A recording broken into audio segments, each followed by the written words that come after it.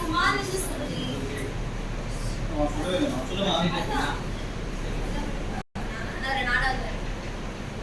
மத்தேயு 27வது அதிகாரம் 46வது வசனம். ஏலி ஏலி லாமா சபக்தானி என்று மிகுந்த சத்தமிட்டு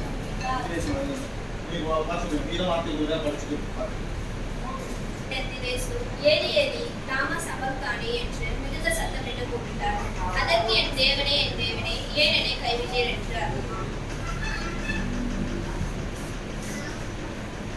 அதுக்கு ஏலி ஏலி லாமா சபக்தானி அப்படின்னா என் தேவனே ஏன் என்னை கைவிட்டீர்.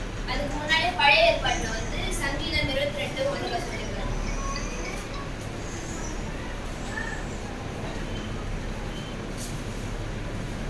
என் தேவனே ஏன் என்னை கைவிட்டீர். எனக்கு உதவி செய்யாமலும் நான் கதறி சொல்லும் வார்த்தைகளை கேளாமலும் ஏன் தூரமா இருக்கிறீர்.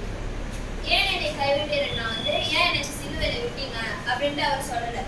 தேவனே இன்னும் நான் இந்த ஜனங்களுக்கு இன்னும் நான் ரட்சிப்பு கொடுக்கலையே, இன்னும் நான் செய்ய வேண்டியது நிறைய இருக்கு, ஏன் இப்படியே இவ்வளவு சீக்கிரம் எதுக்கு என்ன கைவிடுறீங்க அப்படின்ட்டு தான் அப்படி சொல்றாரு. அவர் நம்மளுக்கு அவர் சிலுவையில அறையப்பட்டதே மனுஷங்க பாவங்களை மன்னிக்கிறதுக்காக மட்டும்தான். ஏன்னா மனுஷங்க கூட நம்ம ஒரு தப்பு பண்ணனா அது ஏத்துப்பாங்கன்னு இல்லை. ஆனா அவர் ஒட்டுமொத்த ஜனத்துக்கும் அவரு பாவம் போகணும் அப்படின்ட்டு சிலுவையில அறையப்பட்டாரு. அதுதான் அவர் பிதாவிட்ட என்ன கேட்கிறாருன்னா ஒரு ஆழ்ந்த வேதனையா கேட்கிறாரு. அப்பதான் சத்தமிட்டு அப்படி கூப்பிடுறாரு. அப்புறம் சங்கீதம் 42:9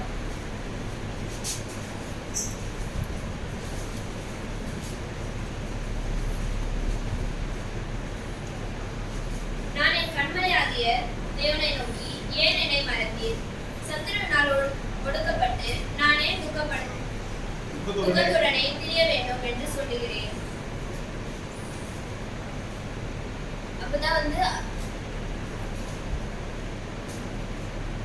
நான் இந்த பாவத்தினால இருக்கிறதுனால சத்துருவால ஒடுக்கப்பட மாட்டேன். நானு என்னை நோக்கி பாருங்க, நான் இந்த ஆழ்ந்த வேதனையா சொல்றேன் நான் இந்த வார்த்தைய அப்படின்ட்டு அந்த வார்த்தையை ஏன் என்னை கைவிட்டேன்ட்டு அந்த 3 வசனத்துல சொல்றாரு.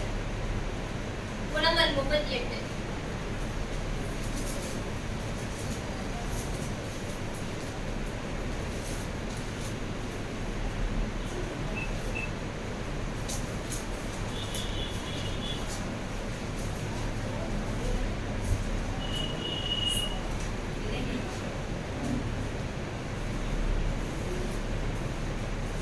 அதுல என்ன சொல்றாருன்னா நான் கூப்பிட்டாலும் அவரின் ஜெபத்தை அடைச்சு.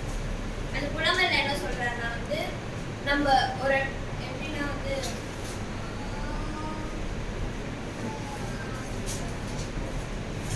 ஏன் என்னை கைவிட்டீர் என்ற இடம்னா மனுஷங்க நம்மளை விட்டு போறதோ அந்த இடம் கிடையாது. தேவன் கைவிடுற இடம் தான். தேவன் கைவிட்டாதான் ஒரு இடமோ இல்ல பொருளோ இல்ல எதுவுமே நம்மளுக்கு அந்த கைவிடுற இடம் தான் எதுவுமே இல்லாத இடம். இப்போ மனுஷங்க கூட சொல்லுவாங்க தேவன் என்னை கைவிட்டாரு, என்னால முடியல அப்படின்னு சொல்றாங்க. அதுக்கு அர்த்தம் கிடையாது. கைவிட்டாருன்னா தேவன் நம்மளை எல்லாத்துலயும் விட்டுட்டாரு.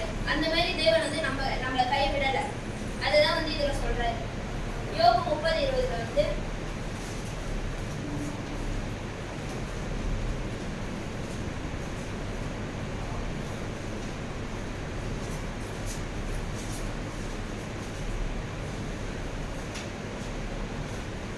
உங்களை நோக்கி கூப்பிடுகிறேன், நீர் எனக்கு மறுபடியும் கொடாதிருக்கிறீர்.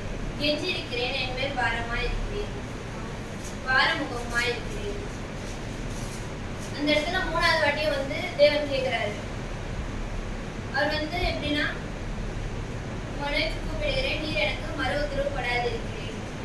தேவனே ஏன் என்னை கைவிட்டு கேட்டதுக்கு தான் நான் மறுபடியும் கொடாதிருக்கிறீரே, நான் எவ்வளவு கெஞ்சுறேன் உங்ககிட்ட, எனக்கு பதில் கொடுங்க அப்படின்ட்டு தேவன் அந்த இடத்துல கேட்கிறாரு. அதுதான் 4வது வாட்டி இந்த இடத்துல சொல்றாரு.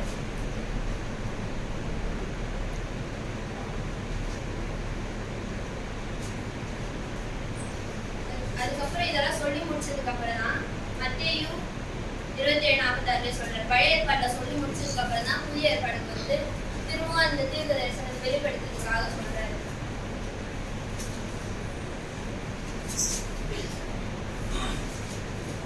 9 மணி நேரத்தில் இயேசு ஏலி ஏலி லாமா சபக்தானி என்று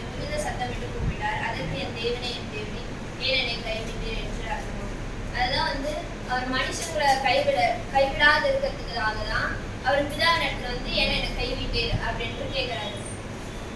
அதே மாதிரி தான் ஒரு துன்பம் வரும்போது மட்டும் வந்து நமக்கு தேவன் கைவிட்டுட்டாரு அப்படின்ட்டு சொல்லாம அவர் எல்லா இடத்துலும் வந்து என் கூட இருக்காரு, அவர் என்னை கைவிட மாட்டாரு